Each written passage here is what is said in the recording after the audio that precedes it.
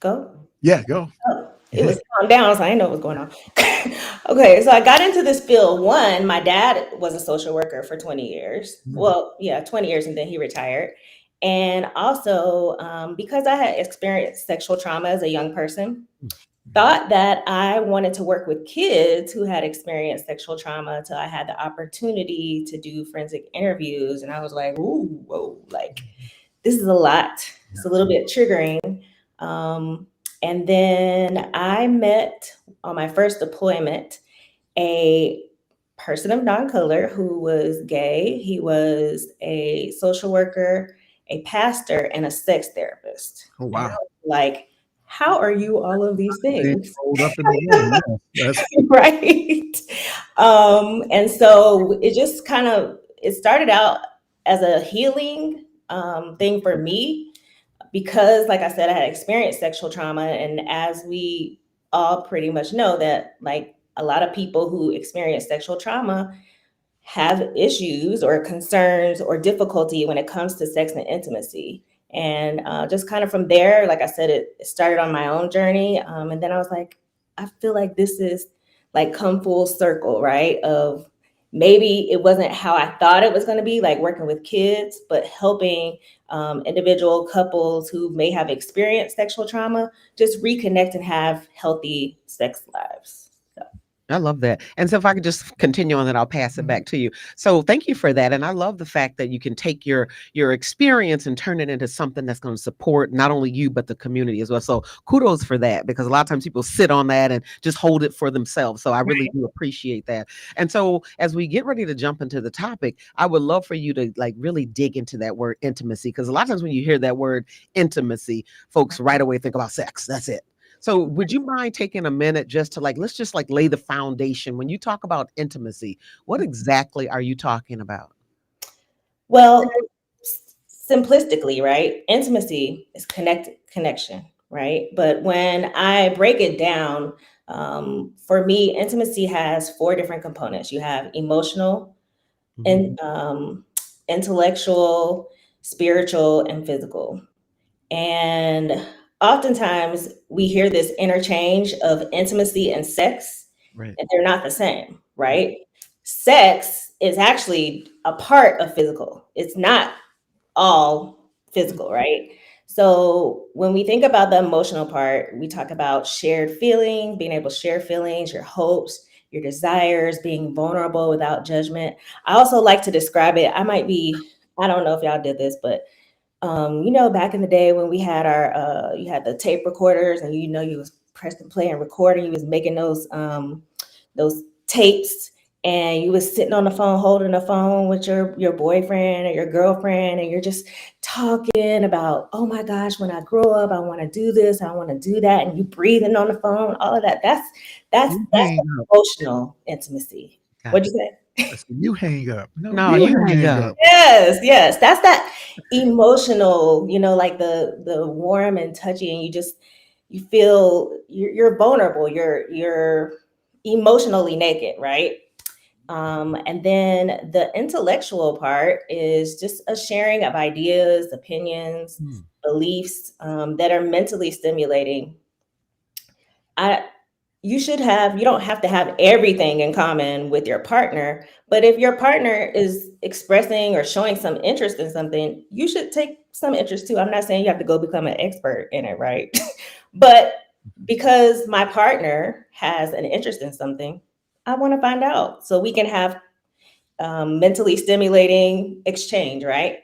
Then the spiritual part is just having a shared sense of purpose with faith and values. It could be also like connecting with nature. Definitely, going to church, worshiping together, praying together.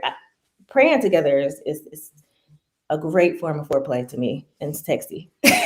And then Oh, also, it is undefiled. Okay. yes, right. And then the physical, like I said, is affection, touch, sex, non-sexual things as well, like holding hands, hugging, taking a nap together, Mhm. cuddling. Cuddle. Yes, Spoonie. Okay. resting. Hmm. Okay, so you list four. When Mhm. I'm looking for someone, because there may be some folks in the audience listening that's still searching for that somebody, do you look for all four of those? Or is it appropriate to say, should I get two of the four? Or do I have to have all four of the four to make it work? I'm just curious. This is my first time really hearing about these four broken down like that. I don't think you have to search for them or look for them. I do think it is important to cultivate them, right? So Got it. So if if I it's not have, there, right, okay. yeah. If it's not there, I think you have to communicate, hey, intimacy is very important to me. And maybe that person has never even thought about the four parts, right? So maybe they've never had it explained to them. So that's a great opportunity. Like when we talk about people going on first dates, and we do, sometimes people will have like this long list, like an interview. I don't think you should be interviewing people on the first date, You got to right? have everything on your list. Yeah, like maybe a better question would be is like, what do you think about intimacy? Right. I think that kind of lets people's guard down and you're not feeling like you're on an interview. And then if that's not something that they are familiar with, then you can kind of explain it and get their thought process. Maybe that might not be your person, but you might make them a better person, going forward as well. No, I like that because that actually goes into the next question I was going to ask you. Because when we talk about this intimacy, what builds it and then what kills it? And Mhm. then when we start talking about from that standpoint, I want you to think about like, how do you build it? And you started going into that, but then how do you rebuild it if you once had it, but then it was lost? And then how do you know, like, hey, I ain't even trying to build this. It's time for me to move away from this. Yeah. So I think the most important thing when building it is communication, right? I think we spend so much time in relationships performing instead of being present, Mm. right? Mm, And so if you think about those four components that I just talked about, you have to be present in order to give and receive emotional intimacy. You got to be present in order to give and receive all the other three, right? So I would definitely say communication and making sure that you're present, you're slowing down, you're taking time, making it a priority in your relationship. Like I was saying earlier, a lot of times we interchange the word sex and intimacy, mm, but sometimes there's a lot, life be lifing. yeah. And so you might not have time to necessarily connect having sex or intercourse, but you should always be making intimacy a priority, right? Yeah. Because I don't have to be in the same room with you to have intimacy. That's deep. That's deep. So now what you say, like from all of your work, from working with couples and everything like that, it's kind of like the opposite. So you said, well, what kills it? I would imagine a lack of communication. And I was Mhm. listening to one of your old podcasts, and you were talking about love language versus conflict language. So can you kind of talk about like if communication builds it, bad communication kills it? Kind of talking about that conflict language that people may do to be able to make sure that they're not doing it or how to stay away from it. Yeah, I definitely feel like when it comes to like conflict language, right? You have to think about, I don't want to sound like a broken record, but communication, right? When I think about like dating, who teaches us to date? Really nobody. Right? We're like, people are told, okay, well, you can't date till you turn 16, Yeah. right? Or 18 or whatever, 30 or whatever, right? And then you turn that age and then what happens? Like no, there's no instructions, and similar to sex, right? Mhm. And so I just think it's important when you are feeling like there is these conversations that need to be had, have them early, right? About how do you handle conflict? Are you a person that shuts down? Are you a person that is very assertive, like you need to get it out right then? Are you a person that needs time to process? All of those things are really, really important questions to kind of talk about as you're not on the first date now, but as the relationship is evolving. Yeah, no, I love all of that. And so I'm sitting here listening to you, and I think about the four components of intimacy: the emotional, intellectual, spiritual, and physical. I Mhm. think about what you talked about, the love language and then the conflict language. And my thoughts are right away saying, what happens if me and my partner, my husband, or someone that's dating, we're totally opposite? Does that mean we should not be together, or is that still just, are you just still saying that we can, like, the communication to learn? What are you, Yeah. what would be your advice in regards to that? Well, there's this old saying that opposites attract, right? So I do believe that when I think, well, I didn't say this before. I was married before. I call it my starter marriage, right? Because I hope to get married again. Yeah, right when I drink some coffee, thanks. Okay, Start a marriage. got it. Because that's And how we learn sometimes, unfortunately, right? On the job. right, yes. And the interesting thing is that I met my ex-husband. We met in grad school, so he's actually a social worker as well. And we have a beautiful 15-year-old daughter that we co-parent very well together for the most part. But I think it's just important that when you are having these conversations, that you take the time to really, well, let me go back. You got to know yourself first. That part. You have to know yourself first. And that is on all aspects, right? I can't be sitting here saying, I desire emotional intimacy and I don't have it with myself, Mm.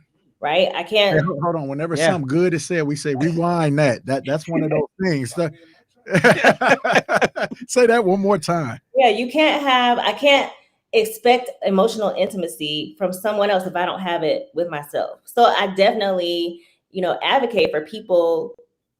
This form of intimacy is not necessarily always with someone, because there might be a time where you might be in a single season in your life, right? You should still have intimacy with yourself, because in order to give something, you have to have it within yourself first. I can't give somebody else something I don't have. So is that like, sometimes I'm hearing you, some people say, I'm gonna take myself out on a date. I'm gonna buy myself my own flowers. I'm gonna read something that really interests me or things of that nature. That's the kind of things you're talking about, having intimacy with yourself.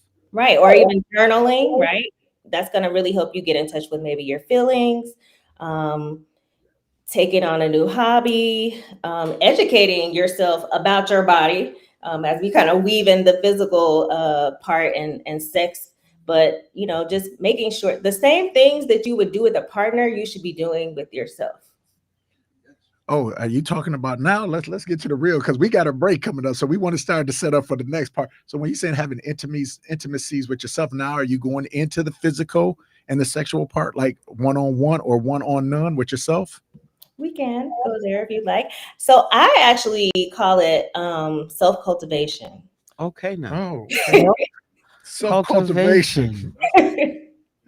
Yes, self-cultivation, aka masturbation. Yes, self-cultivation. Because I mean, I think it's masturbation has we've made it a dirty word, right? Especially as being faith-based, like, Hmm. so We don't do that. It's not godly. right. So I'm always, I have so many mentors and like people that I look up to that are in this field, right? And I'm always like listening to different people and how they put a spin on it, because it is, I don't want to say it's a taboo subject because people be talking about it, right? Behind closed doors or, whatever. So I always jump at the opportunity to, kind of share what we already be talking about and obviously doing, right? So listen, we're gonna pause it right there, and That's I a want perfect everybody spot to right stop, there. because we're gonna come back and talk about these supposedly taboo topics that really shouldn't be. Because we've already changed one. We done broke down masturbation to self-cultivation. This intimacy Self-cultivation. with yourself. Hey, you're listening to the NYUMBA Upendo Show on WNOV 860 AM, 106.5 FM. We'll be right back on the other side.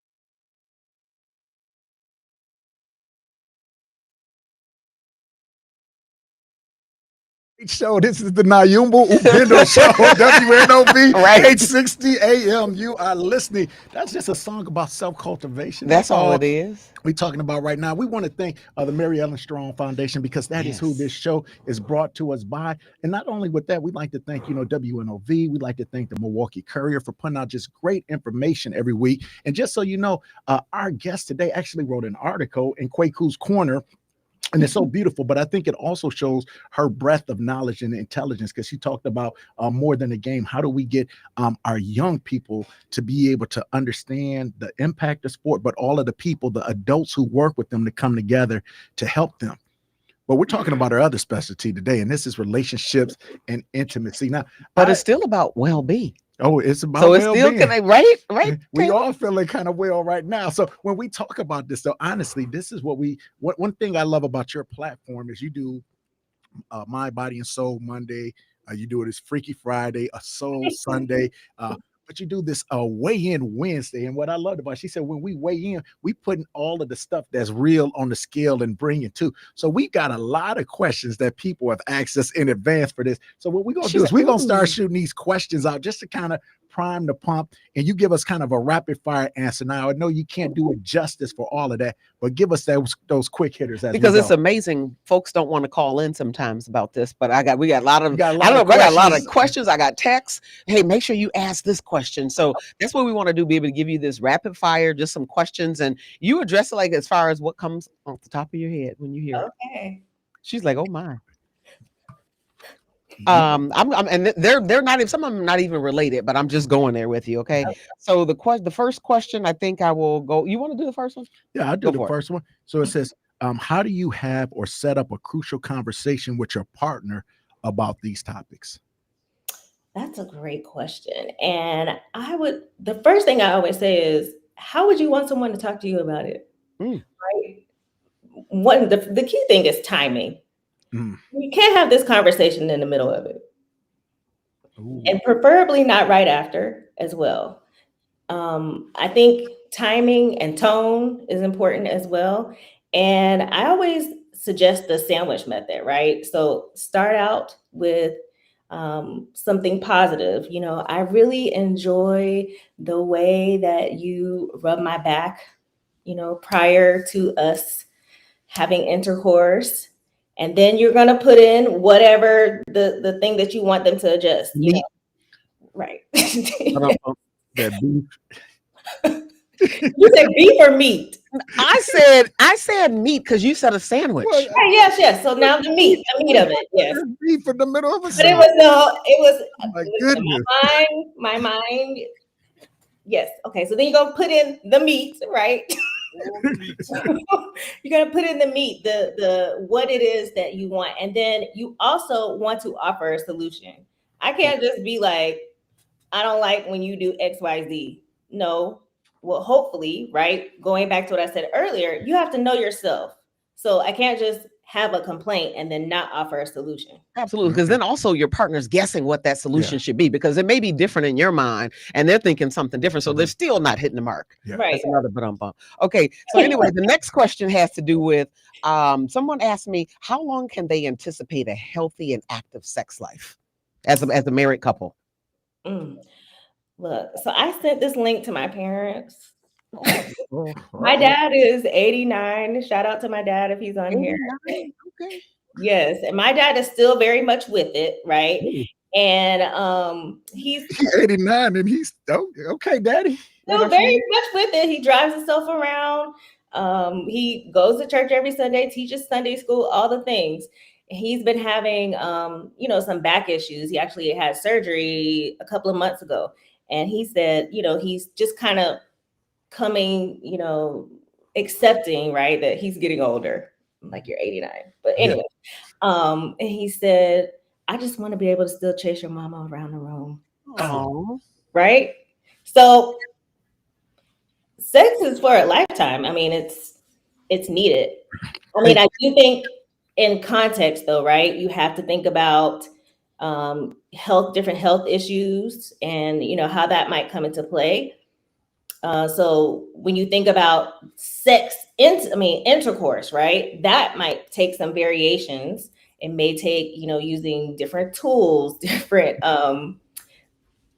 things, right? But again, I feel like we put so much emphasis on sex and not on intimacy. So you should really be striving to always have intimacy for the rest of Intimacy. your I life. love that. Hey, I just I want to love put a that. caveat on that because I'm glad you asked that because I was looking. They said that the STIs, that's sexually transmitted, Mhm. uh, Yes. has gone up tremendously in the And elderly nursing population. homes. They said I've Yes. heard that too. I've heard from that. 55 on up, and that's because sometimes like if you can't get pregnant, you be like, oh, I can't get pregnant anymore, but you can still get an infection, you can still get a disease. But they said at the age of 65 during COVID, that sexual activity increased 24%. So people was finding a way to do it. And I think through different, like you said, forms of intimacy, different forms of medication and whatnot like that, people are able to stay active on a different level. And these are people who are single. So it's not even for those who are just married, keeping along those lines. You want to go with another Yep, I got question? another one. The question was, what happens when timing and desires are off? Some people like AM intimacy, some people like PM intimacy, some people like midday intimacy. What happens and what are your suggestions when timings are off? So I actually am a very big proponent of scheduled sex, Mm, Interesting. right? Because say I work during the day and my partner maybe works at night, right? Monday through Friday or whatever. I know that there's a lot of emphasis that's put on like spontaneity when it comes to sex.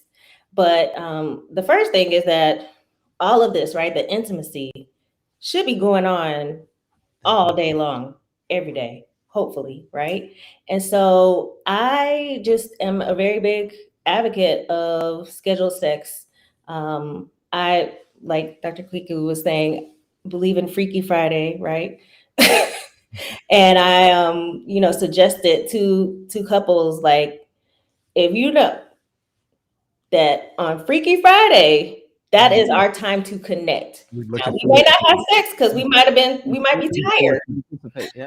We might be tired all week long, right? But I know that is our scheduled time to connect and experience intimacy together. Although we should be doing it all week, right? But and I always say too, like if you're doing the emotional, the intellectual, the spiritual, sex is gonna come. Like it's just inevitable, right? Because I feel connected. I feel drawn to you. No, I love that. And so I had one, and it kind of goes along the lines what you were talking with the adults. They was like, um, and I put this as a disclaimer for me. I love Tubi because I watch documentary, but Tubi got some other TV movies on there where I started watching and I was like, it takes you down a rabbit hole of all of these things that couples go through, like the complications in a life. But and that sets up the question that came. It was talking about what if people want to do something different than what they normally done. Like I hear about people bringing another person into the marriage or doing swinging or like that 50 shades of gray that was coming up or the Kama Sutra where you say we're doing something that's just not the ordinary or something difficult. How do you bring those kind of conversations into a relationship that's been pretty stable and void of some of those, if you want to say, non-traditional things? Yes. So first thing, communication. Well, I'm gonna say my two C's, right? Communication and consent. Mm. So let's say I'm into choking. I'm not gonna just walk in the room and just randomly choke my partner without having a conversation. What if they've experienced some type of trauma? What if they have an issue, a physical ailment, right? So you have to have conversations about your wants, desires, what you're into prior to. So a lot of times, we go on these dates and stuff happens and we start kissing all that and no one's had no conversation about what you like and what you don't like, what's the limits, what's the boundaries. And then you also want consent. It has to happen. Right. And if I could just add to, I'm not the therapist on this, but I do want to go back to your points about all of the components of intimacy. And so when you start talking about really understanding your partner, and that spiritual one is a big one for me. So that spiritual piece, when you talked about bringing somebody else into the relationship, that's one of those you got to have that conversation to understand what is it that I believe, and I need to make sure that I'm Right. communicating that. So I just want to put that out there for that one. And so this one's so random, but I literally, if you see, I have a whole list of things that people literally sent me. Somebody said, like, if in fact, like, and I'm using the word intimacy, they didn't use the word, but if intimacy just happens to change, there's 3 questions that kind of come to mind. And actually, Tamia has a song that's actually called Questions. And the questions were, if something changes, the 3 questions are, does he love me? Has he lost interest, or is he cheating? So I'm just curious about when things change like that, are those the 3 questions that we should be thinking about? Again, does he love me? Or does she love me? Or he lost interest, or is a person cheating? I think those are definitely questions that you could ask, but I think as you're asking that question to your partner, you also need to ask some questions to yourself. Why am I feeling that he or she is not, I guess, showing affection or love? Because sometimes we can feel a little insecure, right? Like maybe I gained a little weight, and so I might be projecting like he may not really have changed, right? And but I feel insecure. Yeah, it's a good point. No, that's great. We're gonna keep with the line of questions, but we actually have somebody who called into the studio. So we're gonna say, hey, caller, what's your question for Tiffany? I don't have a question. I actually have a comment. Okay. I think that couples need to pay attention to the type of work and things that their partners do in the form of intimacy. Because if you know that your partner may work a lot and they use their feet, they use their hands to take care of the home, have certain things set up when they come in the house. You know, have that foot bath, set up, and have them sit down and, let them know while you're tending to their feet, because they use these feet to take care of the family, and give them a manicure, give them a pedicure, do little certain, little cute stuff around the house to make them feel special. A lot of times people just are expected to just do things because they're the husband or the wife, but let them know that you appreciate them. That's beautiful. It A is. high level of intimacy is showing appreciation for that person. No, So respect. when we start doing that, I think the intimacy level will, and be okay to be open with your partner that you want to, try something, snatch a soul every once in a while. Oh, look at that. Okay. Hey, go ahead, Jay. Do you got any sisters? Are you talking to Tiffany or are you Oh, talking you're talking to me? Okay. Yes, I do have sisters. Oh, okay. So look, you got everybody All asking right, well, some that was real my questions. comment. Now Well, thank you for your caller. Thank you so much for your comment. Can I add to what you were saying? Appreciation is that A word is, I think, is very important for all 4 of the components of the intimacy level. No, and then I was going to say is sometimes people have like problems with situationships, and I got a thing, and this is going to be I hate reading on the radio and whatnot like that, but it's real quick, and it was something that was written by a person, and she said this. She said, "Be wise when you enter a sacred union, for when you make love with your man, you become all of who he is and what he is. Women drink his essence into her womb, the entrance to her entire world. If he is troubled or in pain or full of alcohol, tobacco, or flesh, she becomes all of who he is through his sacred fluids. So be wise and heal your man, not only for his sake, but especially for your own." So now how do we put that in together when we do talk about, like we were talking about, all of these different things that we add? Should this be something that's monogamous? Should it be a serial monogamy? Or what questions do we need to ask the people who we entertain in this sexual manner, understanding that what they have actually becomes a soul connection to ourselves? Whew, okay. My mind went a lot of different ways, and so if I start to go, you just okay.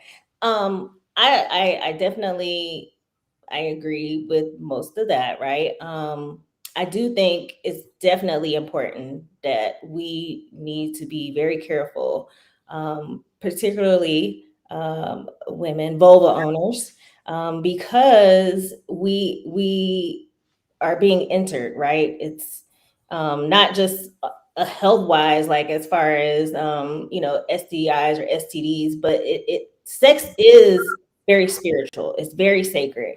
When we talk, the part that had me laughing in my head, right, was about the fluids, right? And I, my training, my thought process is that, that is the life source, Yeah. right? Mm. That is expelled from the man. So to me, when a woman has consented or accepted that she is going to receive that, like, first of all, it's an honor, right? Because in that moment, life could be created, Yeah. right? And so we shouldn't take that for granted at all, right? Yeah. It should be an honor. That's why you can't just be doing it with everyone, Yeah. especially unprotected, right? So that's kind of like what came to mind. I don't know if I answered your question. Yeah, well, when you were just talking about that, right away, folks, when you said you're allowing someone to enter, right away, a lot of folks went to, again, I'm going back to those 4 components of intimacy, the physical component. I really want to dig in a little bit further with that, entering that emotional, because I know as women, we tend to lean heavily on the emotional side. So again, that physical act also has someone to allow you to enter mentally, right? And Yes. also intellectually, it's impacted. So do you mind going there just a little bit if you don't mind? Yeah, I mean, I think the most important and the sexiest part of intimacy, or yeah, intimacy is our mind, right? Is making sure that, one, you have a safe space to even be able to express your desires, what your wants and needs. I always say too, if you're having bad sex, it's not the other person's fault. It's yours, right? Because the other person, like, how there's this connotation, like, I need my man, or I need my woman to get me in the mood. No, it's not their responsibility, because you have to allow yourself to even be in the mood. So I think that kind of goes to your point of, when it comes to like that emotional and intellectual stimulation, if I've already closed my mind off, like, I'm not going to talk to him today, he could be trying to connect with me. But if I'm already closed, I already have a wall off, it's not going to happen. Wow, that's good. So now, a last question I got. People talk about when lust falls off, that's when love can really begin, but people can get confused with lust. What is it? And this was a specific question from a lady. She said, what is it that makes a man see a woman as a life partner versus a good time? And in that same response, why have men stopped courting women? Good question. Oh, wow. So, okay, I'll start with the second one first. The why have men stopped courting women? I am going to go back to, we have allowed them to, right? We don't, I'm not going to say we don't necessarily set standards, but we're not upholding them. Again, I think it kind of goes back to the point too. No one teaches us how to date and to court. My daughter, I was sharing, like, she's 15. She went on her first date. She's gonna probably be so mad that I'm telling her business, but it's fine. She's probably used to it as well. But she went on her first date this past weekend, and I was out of town. I was freaking out because I just, I wanted to be there. Had, we've had many conversations about the birds and the bees and all of that, right? And her dad was there. Both sets of parents were there. But definitely, like, having expectations about how you're supposed to be treated, as a young lady, how you're supposed to treat this person that, you're dating or interested in as well. I don't think that we do enough justice to, educating our young people on how to date, how to court, what does that even look like, right? Then you have to tell me what the first part was Well, no, again. you know what? We're gonna come back to that because we got to take a break. So listen up, Okay. Milwaukee. We got to take a quick break, but we're gonna come in with the answer to the question and close this out. Good things. Oh, this hours went too fast. And you're listening to NYUMBA UPENDO, WNOV 860 AM, 106.5 FM. We'll be right back.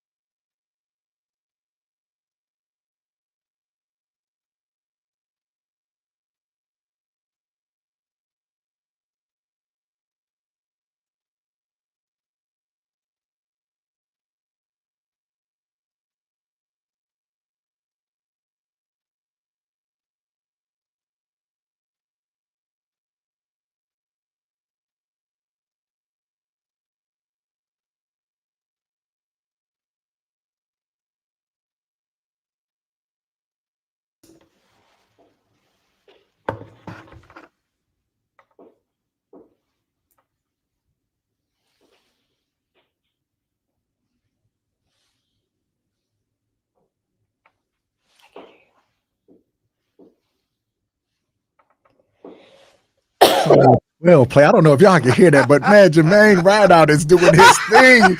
He's enjoying it a little much. So his son let me know.